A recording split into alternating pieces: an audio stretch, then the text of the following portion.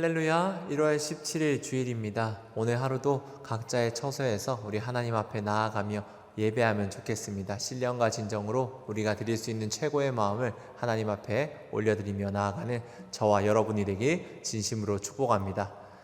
오늘 다 함께 나눌 말씀은 마태복음 말씀입니다. 마태복음 1장 18절에서 21절까지의 말씀, 그리고 2장 1절에서 8절까지의 말씀 다 함께 읽어보도록 하겠습니다. 먼저 1장 18절입니다. 예수 그리스도의 나심은 이러하니라. 그의 어머니 마리아가 요셉과 약혼하고 동거하기 전에 성령으로 잉태된 것이 나타났더니 그의 남편 요셉은 의로운 사람이라 그를 드러내지 아니하고 가만히 끊고자 하여 이 일을 생각할 때 주의 사자가 현몽하여 이르되 다윗의 자손 요셉아 내 아내 마리아 데려오기를 무서워하지 말라. 그에게 잉태된 자는 성령으로 된 것이라. 아들이 낳으리니 이름을 예수라 하라. 이는 그가 자기 백성을 그들의 죄에서 구원할 자이심이라 하니라. 2장 말씀입니다. 헤롯 왕 때 예수께서 유대 베들레헴에서 나심에 동방으로부터 박사들이 예루살렘에 이르러 말하되 유대인의 왕으로 나시니가 어디 계시냐? 우리가 동방에서 그의 별을 보고 그에게 경배하러 왔노라 하니 헤롯 왕과 온 예루살렘이 듣고 소동한지라. 왕이 모든 대제사장과 백성의 서기관들을 모아 그리스도가 어디서 나겠느냐 물으니 이르되 유대 베들레헴이오니 이는 선지자로 이렇게 기록된 바 또 유대 땅 베들레헴아 너는 유대 고을 중에서 가장 작지 아니하도다. 내게서 한 다스리는 자가 나와서 내 백성 이스라엘의 목자가 되리라 하였음이니이다. 이에 헤롯이 가만히 박사들을 불러 별이 나타난 때를 자세히 묻고 베들레헴으로 보내며 이르되 가서 아기에 대하여 자세히 알아보고 찾거든 내게 고하여 나도 가서 그에게 경배하게 하라. 아멘. 오늘은 말할 수 없는 비밀이라는 제목으로 여러분과 말씀을 나누려고 합니다. 이제 저희가 3달 정도 마태복음 말씀을 묵상하게 되었습니다. 오랜 기간 동안 한 책을 가지고 말씀을 나누는 것은 참 흔치 않은 기회입니다. 지금 생명의 삶이 이제 3달 정도 동안 마태복음 말씀을 가지고 이제 묵상하게 될 텐데 아직 시작하지 않으신 분이 있다면 꼭 시작해서 이 마태복음 말씀을 깊이 묵상하고 예수님을 닮아갈 수 있는 우리 모두가 되길 진심으로 축복합니다. 모두 다 알다시피 마태복음은 계보로 시작합니다. 예수님께서 어떤 족보를 가지고 계신지 이야기를 하면서 시작하는 게 마태복음의 내용인데요. 예전에 제가 웨이브 공동체에 있으면서 마태복음 1장 그 계보에 대해서 설교를 한 적이 있습니다.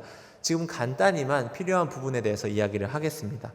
첫 번째로 우리가 생각하는 예수님 족보라고 하면 상당히 어떤 귀한 혈통, 어떤 완벽해 보이는 사람들, 이런 사람들만 있을 것으로 생각할 수도 있겠지만 예수님의 족보는 우리가 흔히 생각하는 그런 좋은 족보를 가진 집안이 아닙니다. 예수님 족보에 나타나는 5명의 여인, 이방인, 창녀, 다른 여러 가지 상황에 있는 그 여인들 뿐만이 아니라 남자들 또한 장자가 아니라 차자들, 그리고 문제가 있었던 수많은 사람들을 통해서 전해지는 것이 바로 예수님의 족보입니다. 두 번째는 아무리 예수님이 이런 족보처럼 그런 족보 안에서 태어났다 할지라도 예수님의 족보에는 하나님의 섭리가 분명히 드러난다는 점을 마태복음의 저자는 분명히 밝히고 있습니다. 마태복음 족보를 살펴보면 A가 B를 낳았다, 누가 누구를 낳았다라는 표현이 기본적인 표현입니다. 하지만 예수님의 탄생에 있어서는 표현을 조금 다르게 하고 있습니다.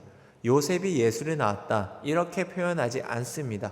누구에 의해서, 마리아에 의해서 예수께서 태어나셨다 이렇게 이야기를 하고 있습니다. 정확히 말하면 헬라어 표현에 따지면 수동태 표현을 사용하고 있다는 것입니다.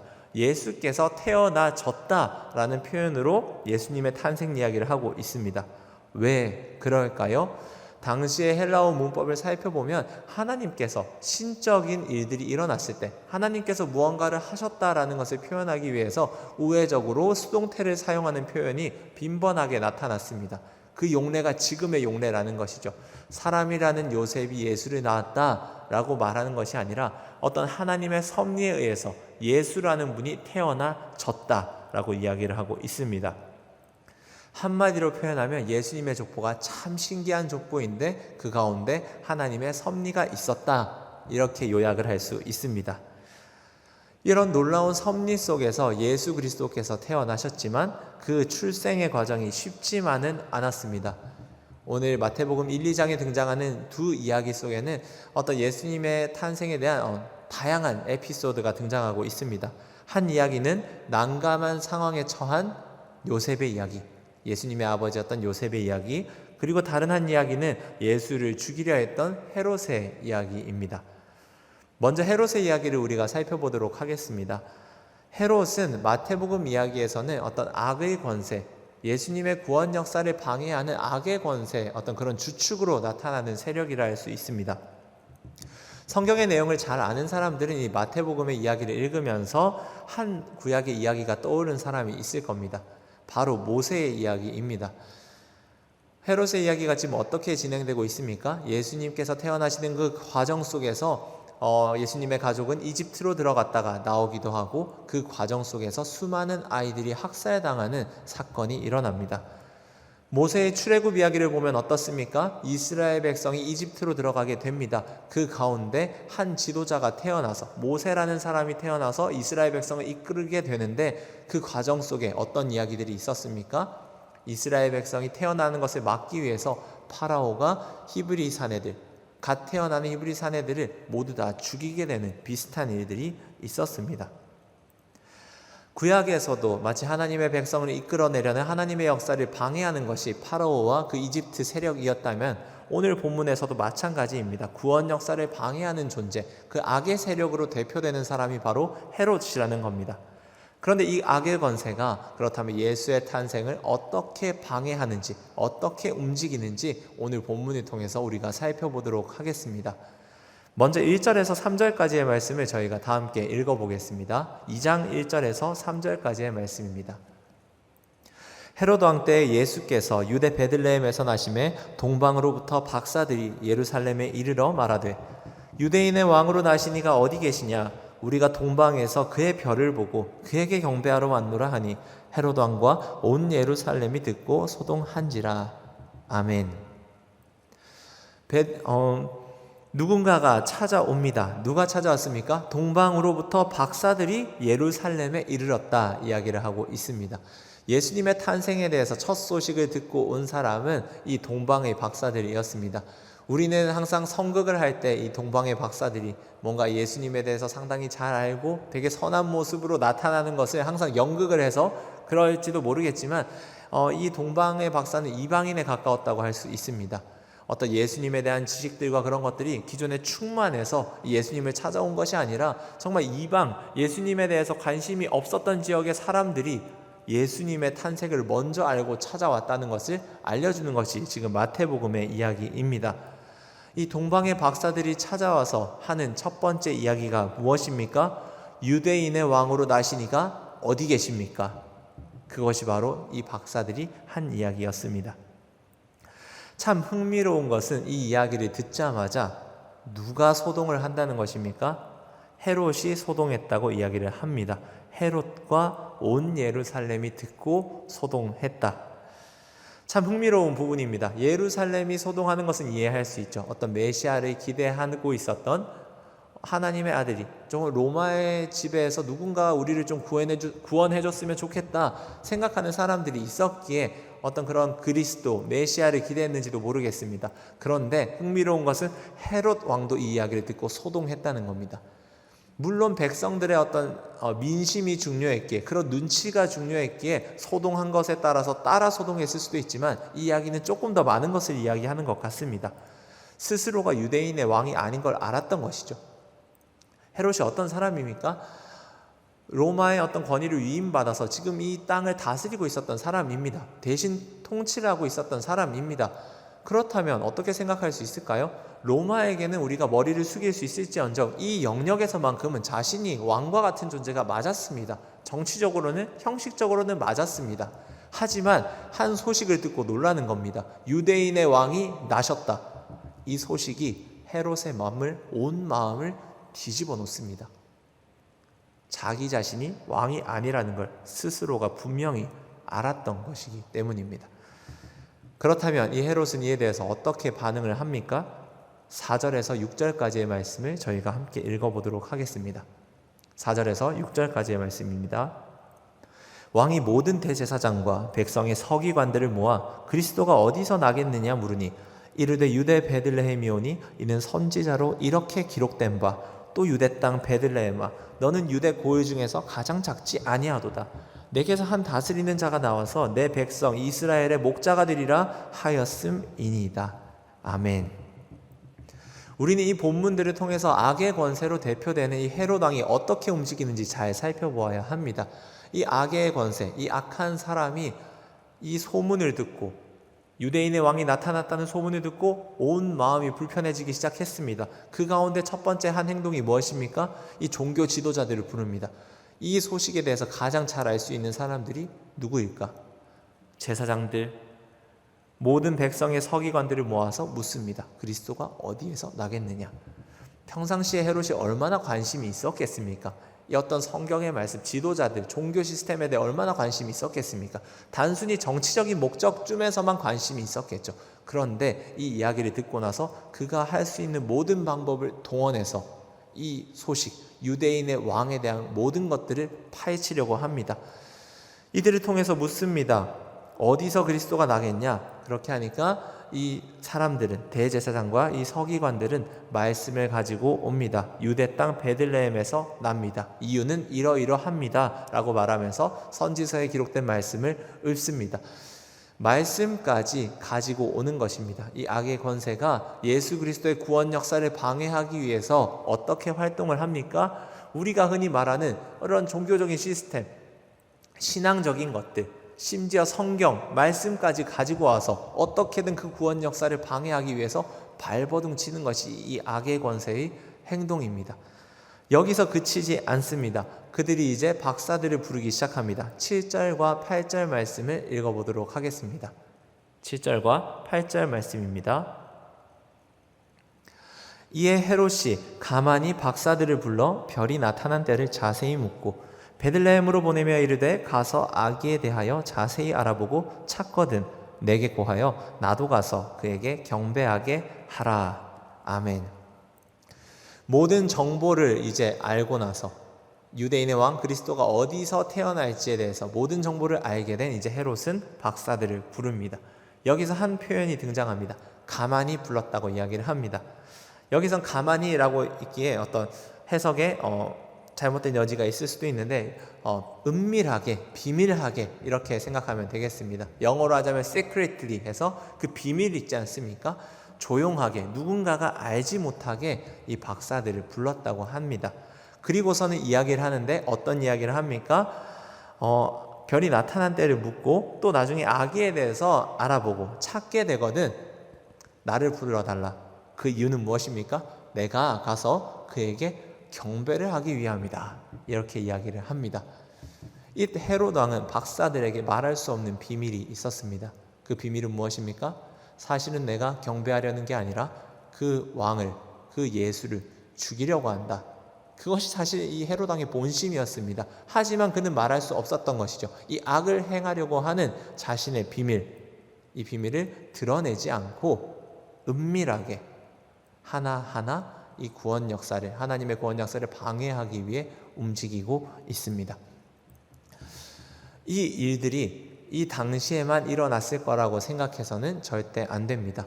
오늘 우리가 살아가면서 악의 권세들이 어떻게 활개를 치며 어떻게 우리의 삶을 방해할지, 그리스도인으로서, 신앙인으로서 살아가는 우리를 방해하는지 이것을 보면서 우리는 반드시 이해를 해야 합니다. 우리는 악의 권세라고 생각하면 사탄을 생각하고 마귀를 생각하고 어떤 뿔 달린 사람들을 생각할지 모르겠지만 생각만큼 그렇게 대놓고 나는 마귀다, 나는 사탄이다, 나는 악의 권세다 이렇게 이야기를 하면서 활보하지 않는다는 겁니다. 어떻게 활동합니까? 지금과 같이요. 심지어 대제사장과 서기관, 가장 하나님과 가깝게, 말씀과 가깝게 여겨져 있다는 사람들을 이용하면서 심지어 하나님의 말씀까지 인용하면서 찾아가면서 이것들을 이용하면서까지 하나님의 구원 역사를 방해하려고 하는 것, 예수 그리스도에서 오시기까지, 예수님께서 다시 오시기까지 그리스도인으로서 살아가는 우리의 그 삶을 방해하는 것이 바로 이 악의 권세라고 하는 겁니다. 이것이 바로 우리가 이 말씀을 보면서 깨달아야 할 메시지라는 겁니다. 악의 권세가 활보하는 것은 대놓고 활보하는 게 절대 아니라는 겁니다. 은밀하게 말할 수 없는 수많은 비밀들을 가지고 활동하는 것이 이 악의 권세입니다. 우리가 세상의 그 논리들을 살펴보십시오. 수많은 영화들을 봐도 그렇지 않습니까? 어떤 감춰졌던 비밀이 드러나는데 그 비밀들이 좋은 비밀이 있습니까? 없습니다. 영화의 소재는 항상 무엇입니까? 어떤 회사가 되었든 어떤 단체가 되었든 그 단체에 은밀한 비밀이 있습니다. 기밀이 있습니다. 그 기밀이 어떤 겁니까? 뭔가 어디를 파괴하려고 하는 것이고, 누군가 몰래 자신들이 막대한 이익을 취하고 누군가의 돈을 빼앗으려고 하는 것이고, 수많은 이런 비밀들을 다 따지고 보면은 다 은밀하게 악을 행하는 것들에 대한 소재가 영화에 상당히 많다는 거죠. 왜 그럴까요? 세상의 논리가 그렇게 돌아간다는 겁니다. 좋은 소식을 은밀하게 행하는 사람 없지 않습니까? 찾아보기 너무나 힘듭니다. 은밀하게 악한 일들을 행하기 위해서, 누군가에게 피해를 주기 위해서, 누군가 몰래 나의 이득을 취하기 위해서, 누군가를 죽이기 위해서 움직이고 있는 것이 악의 권세다 이야기를 하고 있습니다. 이 헤롯의 말할 수 없는 비밀은 악을 행하기 위해서 말할 수 없는 비밀이었습니다. 하지만 말할 수 없는 비밀 하나를 또 가지고 있었던 한 사람이 있었습니다. 그것은 바로 요셉입니다. 우리가 말씀을 읽어보면 좋겠습니다. 1장 18절 말씀을 읽어보도록 하겠습니다. 마태복음 1장 18절 말씀입니다. 예수 그리스도의 나심은 이러하니라. 그의 어머니 마리아가 요셉과 약혼하고 동거하기 전에 성령으로 잉태된 것이 나타났더니. 아멘. 예수 그리스도의 나심에 대한 소식을 전하고 있습니다. 그런데 어떻습니까? 요셉이라는 사람이 있었습니다. 마리아라는 여인과 약혼을 했습니다. 이 당시의 약혼은 오늘도 물론 중요하지만 오늘보다 훨씬 더 깊은 의미를 가지고 있었습니다. 이미 결혼을 하는 것과 거의 같았습니다. 한 것과도 같았습니다. 그런데 무슨 일이 일어났습니까? 마리아가 잉태를 했다고 합니다. 아이를 뱄다고 합니다. 헤롯에게 한 소문이, 놀라운 소문이 들렸던 것처럼 요셉에게도 놀라운 소식이 들렸던 것입니다. 나는 분명히 가만히 있었는데, 나는 마리아와 어떤 관계를 아직 맺지 않은 상황인데 마리아가 아이를 뱄다는 소식, 그것이 요셉의 마음속으로 들어왔습니다. 이 마음이 어땠을까요? 우리는 상상할 수 없습니다. 엄청난 상심이었을 겁니다. 이 상황을 어떻게 해야 되나? 나는 어떻게 해야 되고 마리아는 또 어떻게 해야 되나? 수많은 고민이 있었을 겁니다. 헤롯이 마치 유대인의 왕이 나타났다는 소문을 듣고 온 마음에 번민이 생겼던 것처럼 요셉 또한 마리아가 아이를 뱄다라는 이야기를 듣고 온 마음에 번민이 생겼을 것입니다. 이 가운데 요셉이 어떠한 결정을 하는지 우리는 살펴봐야 합니다. 19절 말씀을 읽어보도록 하겠습니다. 19절 말씀입니다. 그의 남편 요셉은 의로운 사람이라 그를 드러내지 아니하고 가만히 끊고자 하여. 아멘. 요셉은 한 가지 행동을 취합니다. 어떻게 합니까? 드러내지 않고 가만히 끊어내고자 합니다. 마태복음을 적은 사람 여기서 의도적으로 동일한 표현을 쓰고 있습니다. 여기에 가만히라고 등장하는 표현은 아까 전에 2장에 헤롯이 가만히 박사들을 불렀다라고 말하는 표현과 동일한 표현입니다. 헬라어로 말하면 라스라라는 표현입니다. 근데 이 표현이 성경 전체, 신약 전체에서 딱 4번 등장합니다. 지금 마태복음의 2번을 제외하고는 다른 책들에 한 번씩 등장하는데 마태복음에 2번 등장하는데 그 2번이 어디에 기록되어 있다는 겁니까? 지금 예수님 탄생하는 이야기, 이 1장의 끝부분과 2장의 첫 부분에 등장하고 있다는 겁니다. 은밀하게, 비밀하게 움직였던 사람이 2사람이 있는데 그 2사람이 누굽니까? 한 사람은 헤롯이고 한 사람은 요셉이라고 하고 있습니다. 둘 다 비슷합니다. 비슷한 소문을 들었습니다. 뭔가 자신들의 마음을 너무나 번민케 하는, 힘들게 하는 소식을 들었습니다. 그 가운데 둘 다 비밀을 지키겠다는, 비밀을 누설하지 않는 선택을 합니다. 헤롯은 어떤 선택을 합니까? 내가 왕을 죽이겠다는 비밀을 드러내지 아니하고, 요셉은 어떤 선택을 합니까? 마리아가 뭔가 부정하다, 마리아가 잘못을 행했다라고 공적으로 밝히지 아니하고 자신의 입을 함구하는 어떤 그런 선택을 하게 됩니다. 요셉이 입을 닫은 이유는 마리아를 보호하기 위해서였습니다. 마리아가 이 당시에 어떤 아이를 뱄다는, 남편이 될 사람이 아닌 누군가와 관계를 가지고 아이를 뵈게 됐다는 그 사실이 이 당시에 마리아에게 줄 피해는 정말로 어마무시한 것이었습니다. 그런데 그것에 대해서 요셉은 입을 닫죠. 그런데 그것에 대해서 성경은 어떻게 표현을 하고 있습니까? 요셉은 의로운 사람이었다.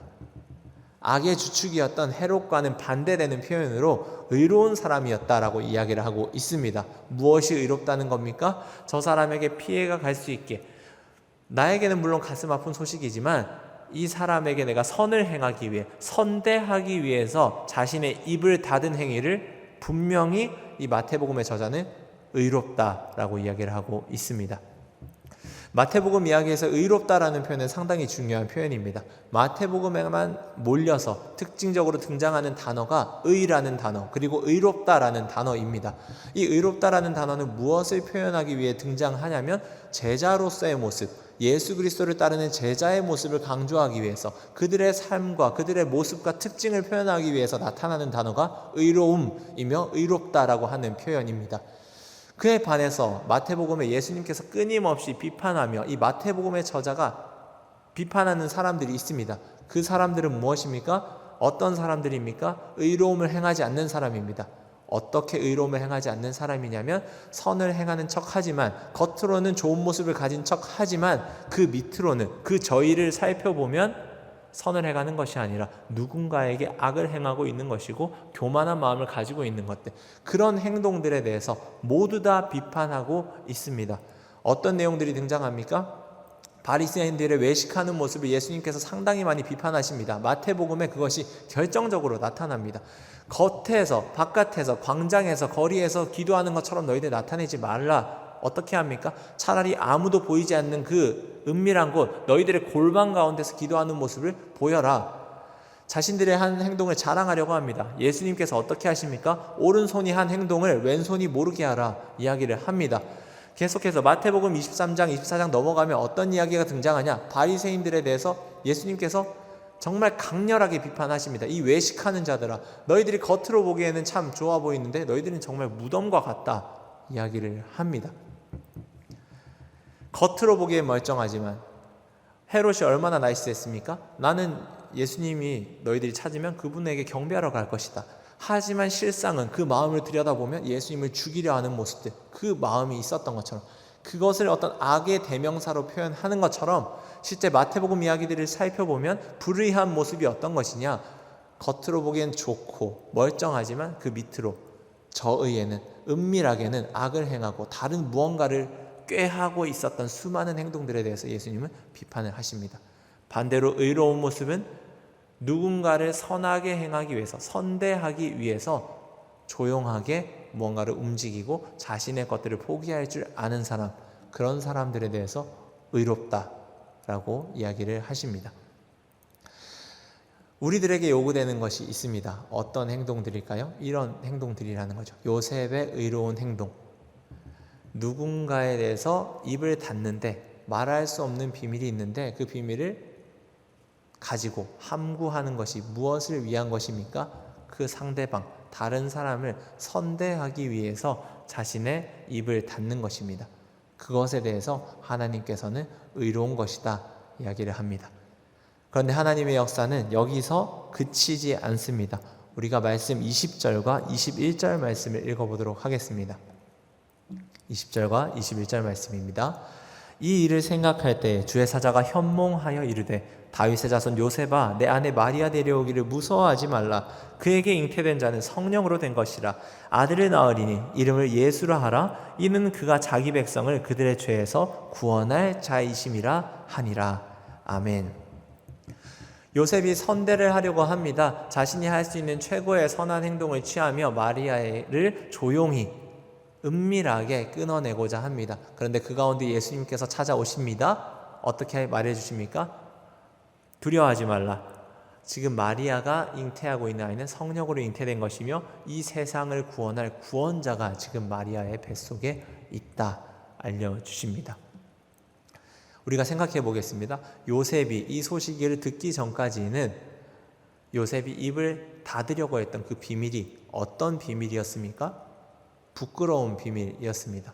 누군가를 해할 수 있는, 말에서는 좋을 게 없을 것이, 그 좋을 게 없을 비밀이 바로 요셉이 가지고 있던 비밀이었습니다. 그런데 하나님께서는 이 의로운 요셉의 행동을 보시고 나타나셔서 이 요셉의 비밀을 어떻게 바꿔주십니까? 말에서는 부끄러워지는 어떤 그런 비밀이 아니라 세상의 최고의 비밀, 온 세상을 향한, 온 세상의 선을 행할 수 있는 놀라운 기쁨의 소식인 비밀로 바꿔주신다는 겁니다. 더 이상 부끄러운 비밀이 아니라 마리아가 잉태한 것이 너 모르게 부적절하게 관계를 행해서 생긴 것이다, 이런 것이 아니라 이 세상을 구원할 구원자가 너의 아내가 될 사람 마리아의 뱃속에 있다 알려주시는 겁니다. 이 의롭게 가만히 자신의 말할 수 없는 비밀을 지키려 했던 이 요셉을 어떻게 바꾸어 주십니까? 세상을 향한 가장 기쁜 소식을, 그 비밀을 가진 자로 바꾸어 주신다는 겁니다. 하나님의 역사는 우리가 생각하는 것보다 한 걸음 더 나간다는 겁니다. 요셉의 의로운 모습들, 우리가 제자로서 갖춰야 될 의로운 모습들이 있습니다. 무엇입니까? 누군가에게 선을 행하기 위해서 말해서는 안 될 것들을 입을 닫는 것, 굳이 누군가를 해하려 하지 않는 모습들, 이것들이 의로움, 어떤 제자가 갖춰야 될 덕목과 특징으로서 나타나고 주어집니다. 우리는 이렇게 살아야 돼 이야기를 합니다. 그런데 우리가 이렇게 사는 것으로 그치지 않는다는 거예요. 하나님께서는 어떤 역사를 바꾸어 주십니까? 우리가 말하지 않는 그 비밀들을 단순히 부끄러운 비밀이 아니라 그냥 이것들을 묵혀두는 비밀들이 아니라 이 비밀들을 통해서 어떤 일을 행하신다? 하나님의 놀라운 구원 역사, 우리가 생각지도 못한 아름다운 일들을 하나님께서 만들어 가신다고 오늘의 본문은 이야기하고 있습니다. 우리가 생각하는 것보다 하나님께서는 더욱더 놀라운 비밀이 있는 것 같습니다. 그것은 온 세상을 향한 놀라운, 정말 누구도 이해할 수 없는, 누구도 예상할 수 없는 좋은 일들을 지금 행하고 계시다는 겁니다. 우리의 인간사에서는 비밀이 드러났다고 하면은 참 악한 일들이 많고 슬픈 일들이 많고 부끄러워지는 일들이 많지만 하나님의 비밀은 정말 놀랍다는 겁니다. 드러내면 어떤 비밀이 있다는 겁니까? 아름다운 것이 있다고 합니다. 그리고 제자들에게도, 우리들에게도 요청하는 것이 있습니다. 어떤 사람이 되라는 겁니까? 아름다운 비밀을 만들라, 아름다운 비밀을 만드는 사람들이 되라 라고 오늘의 본문을 요청하고 있습니다. 오른손이 하는 일을 왼손이 모르게 하라. 좋은 일이지만 드러내고 나타내는 것이 아니라 비밀이 은밀하게 하나님 보시는 가운데서, 골방 가운데서 기도하며 서로를 위해 중보해주며 나아갈 때 하나님께서 어떤 일을 일으키신다는 겁니까? 정말 아무도 예상할 수 없는 아름다운 일들을 주님께서 만들어 가실 것이다. 오늘의 본문은 이야기를 합니다. 사랑하는 웨이브 청년부 여러분, 아름다운 비밀을 가진 사람이 되시길 진심으로 축복합니다. 이 비밀들 결국엔 드러납니다. 예수님에 관한 출생의 비밀, 구원자의 비밀을 어떻게 해서 드러납니까? 예수님께서 태어나시고 공생애를 본격적으로 시작하시면서 그 구원자로서의 비밀은 결국엔 다 드러나게 됩니다. 우리도 선한 비밀들을, 아름다운 비밀들을 마음껏 베풀고 살다 보면 그 비밀들이 결국에는 드러납니다. 마지막에는 하나님의 심판대 앞에 섰을 때 그 비밀이 드러나게 됩니다. 마지막 때 얼마나 우리가 행했던 부끄러운 일들 또한 많이 드러나겠습니까? 그런데 동시에 아름다운 일들도 많이 드러났으면 좋겠습니다. 우리의 연약한 모습 우리가 너무 잘 알죠. 부끄러운 모습을 이번 주만 해도 얼마나 많이 행했습니까? 그런데 그에 못지않게 아름다운 비밀, 우리가 누군가 모르게 좋은 일들을 행했던 것들도 하나씩 드러날 수 있는 은혜가 있으면 좋겠습니다. 이번 한 주도 각자에게 주어진 그 삶의 자리에서 아름다운 비밀, 오른손이 한 일을 왼손이 모를 만큼 아름답고 멋진 비밀들을 여러분의 삶의 자리에서 만들어 가시기를 진심으로 축복합니다. 기도하겠습니다. 하나님 아버지, 말할 수 없는 비밀을 가지고 있었던 사람들이 있습니다. 한 사람은 헤롯이었고 한 사람은 요셉이었습니다. 둘 다 말할 수 없는 비밀이 있었지만 그 비밀을 살펴봤을 때, 그 속을 들여다봤을 때 비밀을 가지고 있는 목적이 달랐습니다. 한 사람은 누군가를 죽이기 위해서 자신의 입을 닫고 있었고, 한 사람은 누군가를 살리기 위해서, 누군가가 피해를 받게 하지 않기 위해서 입을 닫고 있었습니다. 하지만 하나님께서는 한 사람은 악의 주축이라고 명하시고 한 사람은 의로운 사람이라고 말하십니다. 누군가를 선대하기 위해서 우리의 입을 닫는 것이 얼마나 아름다운 일이며 제자로서 우리가 갖춰야 할 덕목인지 주님 알려주시니 감사합니다. 하나님의 역사는 거기에서 그치지 않았습니다. 우리의 입을 닫고 선함을 위해서, 누군가를 선대하기 위해서 우리의 입을 닫고 비밀하게 움직일 때 주님은 그것을 단순히 좋은 일을 넘어서서 하나님의 구원 역사, 온 세상을 향한 놀라운 기쁨의 소식으로 그 비밀들을 바꾸어 가신다는 것을 예수님의 탄생 소식을 통해서 알게 되었습니다. 우리가 삶 속에서 행하는 오른손이 하는 일을 왼손이 모르게 하는 그 아름답고 선한 비밀들을 하나님께서 놀랍게 사용하시는 것을, 놀라운 기적과 하나님의 구원의 섭리로 바꾸어가는 것을 경험하는 우리의 삶 되게 하여 주옵소서. 이 모든 말씀 예수님의 이름으로 기도드립니다. 아멘.